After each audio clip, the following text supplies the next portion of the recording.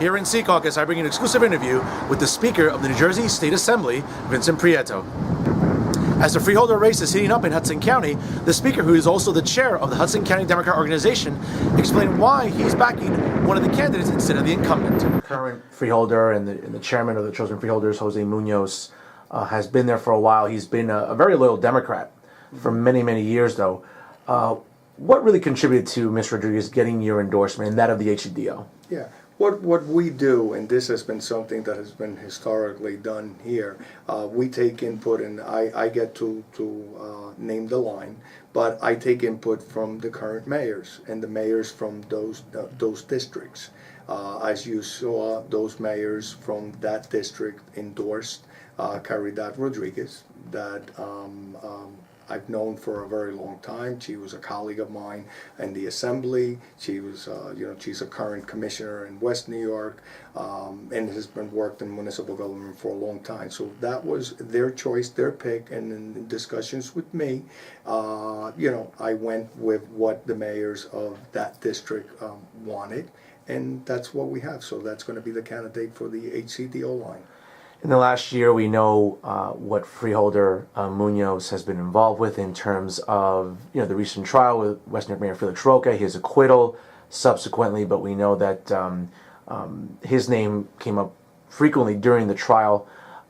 Perhaps his political capital isn't what it used to be in Hudson County. Did that contribute anything at all to the HCDO not endorsing him since he was the incumbent? No, not from my part. And I think Jose Muñoz, like I said, I know him. I consider him a friend. But at the end of the day, the way it works, normally the mayors of those districts are the ones that give me the input for me to make those decisions. I don't make that decision on my own, and that's the way they wanted to go, and that's the way we definitely went. So it's not anything to do with him or anything else on that trial. That was not something I concerned myself with. That, it played itself out, just as I told you with the governor. It'll play itself out, and then at the end of the day, I made the decision based on the mayor's recommendations.